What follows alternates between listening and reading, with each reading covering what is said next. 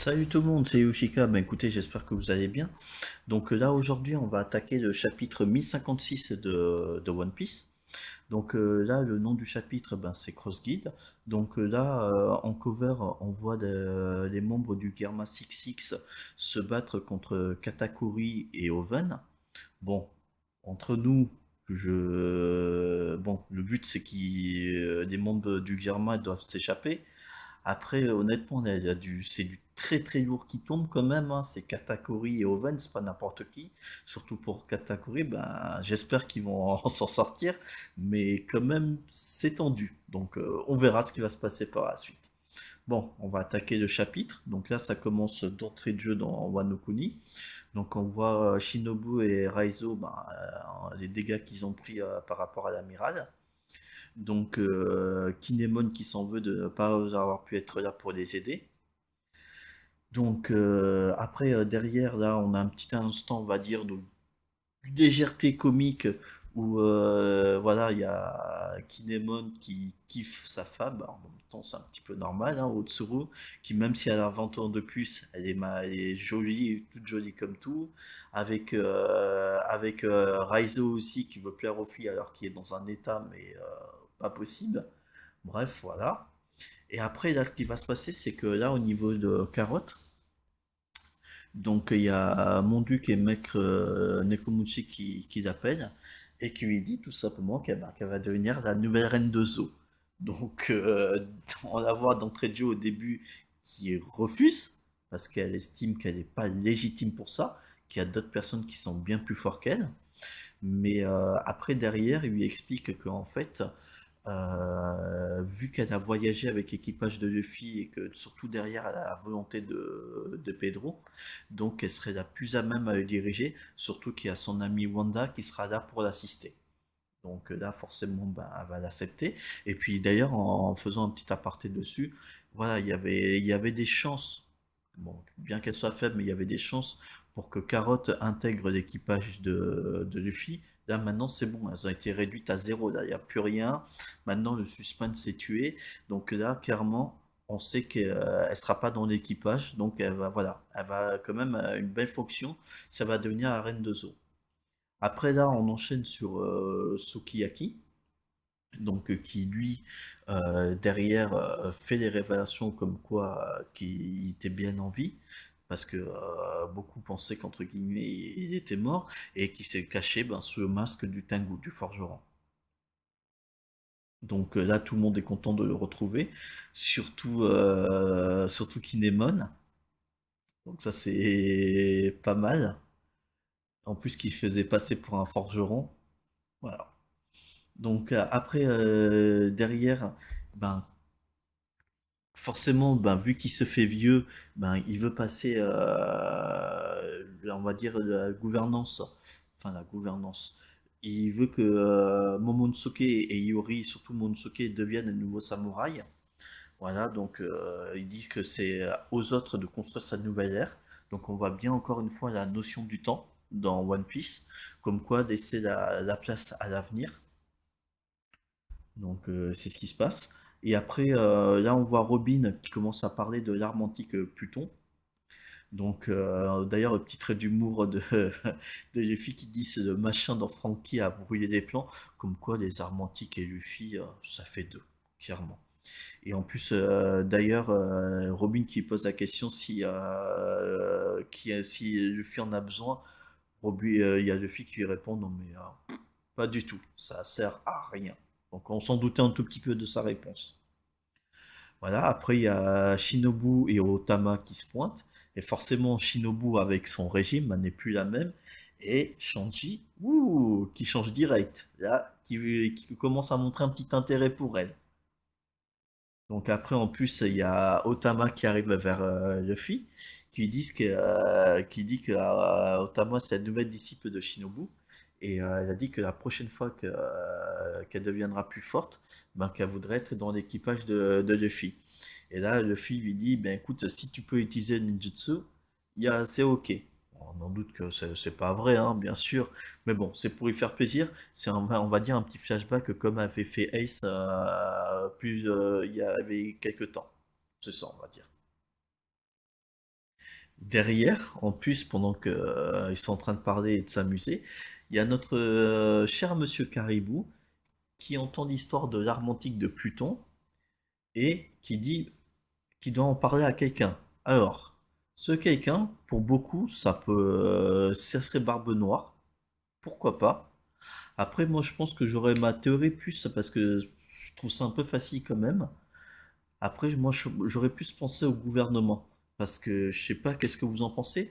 Le gouvernement, je trouve que ces derniers temps, avec ce qui s'est passé du côté de Wano, je trouve que le gouvernement a perdu beaucoup d'influence.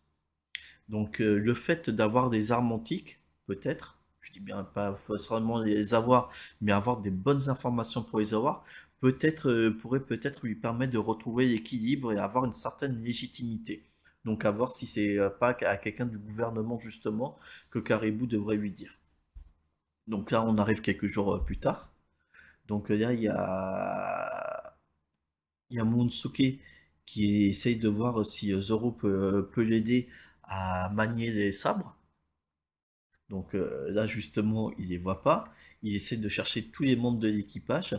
Et en fait, Kinemon lui apprend qu'en fait... ah non, même pas, c'est même pas Kinemon, c'est Iori, pardon, qui lui apprend qu'en fait, tout l'équipage est déjà parti.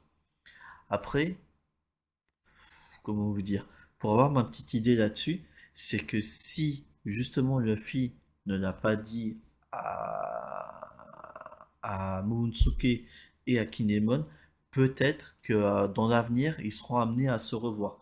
Surtout que si je dis pas de bêtises, dans le journal de Oden, il me semble qu'il est dit que Momonosuke justement avait un rôle à jouer justement dans le futur dans l'histoire. Donc si ça se trouve, c'est peut-être pour ça.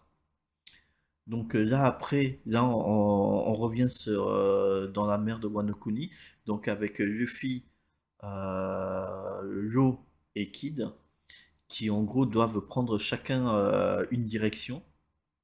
Donc il y a Law qui prend le nord-est, et après ben, il y a justement Luffy et Kid qui choisissent la même direction.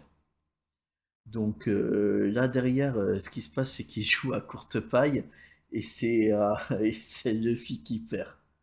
Donc voilà. Autre chose aussi derrière. Donc il y a ça, donc justement comme je vous l'ai dit. Et puis aussi, il parle de Baggy. Justement, en parlant de Baggy, c'est que visiblement Baggy est devenu empereur, bon ça c'était officiel, mais derrière, c'est qu'il a un nom, on va dire, qui s'appelle Crossguin, avec derrière deux hommes de main. Enfin, je sais même pas si c'est des hommes de main, tellement ils sont puissants. Enfin, surtout un, il y a Crocodile et Mihawk. Alors, je vais revenir concernant surtout Mihawk. Il y avait beaucoup de débats comme quoi Mihawk avait était, avait un niveau Yanko et certains disaient qu'il ne l'avait pas. Voilà, il y avait beaucoup de débats qui revenaient là-dessus. Alors après, je sais pas qu'est-ce que va en faire Oda plus tard. Clairement, aucune idée. Après, c'est vrai que quand on a vu les rares fois où s'est battu Mihawk véritablement, c'était, je crois, surtout à Marineford contre Joss, et encore, c'était un seul coup d'épée, mais que Joss, l'un des commandants à l'époque de Barbe Blanche, l'avait arrêté, c'était celui qui avait le pouvoir du diamant. Donc, à voir. Après, est-ce que par hasard, quand même, parce que Buggy, voilà, ils ont mis chef, mais bon, on va dire empereur, mais on va dire que le véritable chef pour moi, ça serait Mihawk quand même. Mais vu que Mihawk n'aime pas se mettre en avant, donc ça serait Baggy. Mais après, derrière, faut pas oublier que c'est le gouvernement qui a diffusé ça. Donc après, est-ce que le gouvernement n'en ferait pas trop aussi derrière? Ça aussi, c'est à voir. Donc là, en plus, il y a le fil, comme le dit, dit c'est Crocodile avec de Faucon, qui dit que c'est devenu les subordonnés de Baggy. Et en tout cas, voilà, il y a Zoro qui le dit, C'est pas possible. Surtout œil de faucon. On parle bien de œil de faucon, celui qui a entraîné Zoro. Donc après, quand on voit ce qui est devenu Zoro, surtout après le combat contre Kaido, on peut supposer quand même que derrière, Mihawk est loin d'être faible. Voilà. En plus, il y a Lo qui dit que s'il a bien réussi à mettre ces deux personnes, donc on parle bien de Crocodile et œil de faucon de Mihawk, pardon, sous les ordres de Baggy, c'est que oui, effectivement, il y a eu son titre d'empereur. Après, on ne sait pas les conditions, comment ça s'est passé. Après aussi, en plus, ce qu'on apprend aussi au niveau de la Cross Guide, c'est que visiblement, ils mettent des primes sur la tête des soldats de la marine. Donc, ça revient à ce que je disais auparavant, au niveau de Caribou, qui avait les informations sur les armes antiques. Est-ce que par hasard, c'est pas justement au gouvernement qui va communiquer ça? Parce que si maintenant, déjà, on se met à mettre des têtes sur des gens de la marine, donc c'est vraiment que voilà, la marine est vraiment affaiblie. Donc en fait, vu que c'est celle qui a été le plus affaiblie suite à ce qui s'est passé, donc autant y trouver un intérêt pour la décimer. Donc comme dit tout le monde, donc ce qui s'est passé, c'est que depuis que Luffy, Yo et Kid, depuis qu'ils sont restés à Wano Kuni, effectivement, le monde a bien changé. Et il faut dire ce qui est, c'est ça. Et derrière, après, Kid qui insiste bien que dès qu'ils sortent de Wano Kuni, ben, ils redeviennent ennemis comme ils étaient avant. Voilà, ça en même temps c'est bien, parce que les voir entre guillemets voilà, c'était gentillet on va dire, mais quand même ça reste des pirates. Donc les pirates, je dis pas que ça se tue entre eux, mais bon c'est chacun pour son équipage.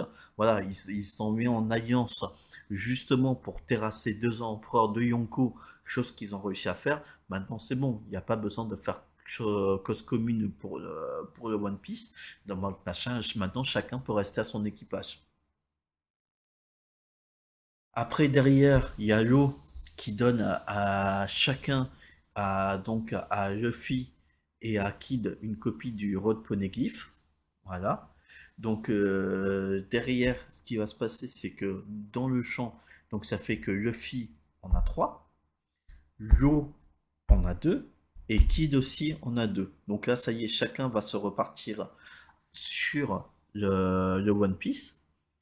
Et là, il y a Kit qui donne une petite information qui disent que de se mettre en recherche du type à la brouillure, mais qu'ils n'ont aucune piste.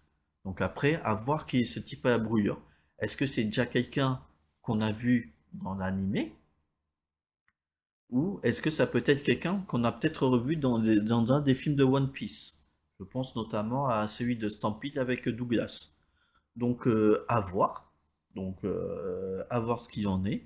Mais en tout cas, ce chapitre-là, vraiment extrêmement intéressant. Alors après, bon, là, en dernière image, bon, allez, je vais en parler quand même parce qu'il faut en parler.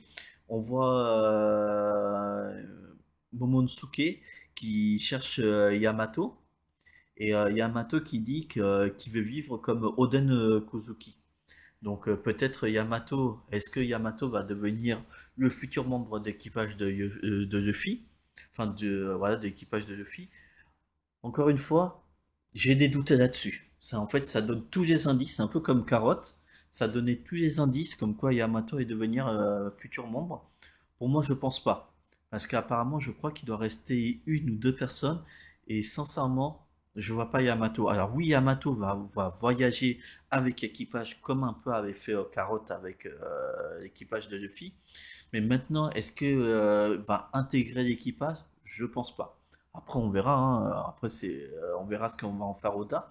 Mais sincèrement, je trouve ça un peu trop facile. Voilà. Bah écoutez, moi, dans tous les cas, perso, j'ai bien apprécié le chapitre. J'ai trouvé plus intéressant. Bah, depuis que One Piece a repris, personnellement, c'est le plus intéressant des chapitres. Alors certes, il n'y a pas eu d'action ou quoi que ce soit, mais par contre, en termes de révélations, il y a eu énormément de révélations et surtout des bonnes révélations, surtout l'histoire de Crossguide. Et aussi Carotte en Reine de Zoo. Ça aussi, j'ai bien aimé. Donc écoutez, moi en tout cas, j'espère que vous avez bien apprécié.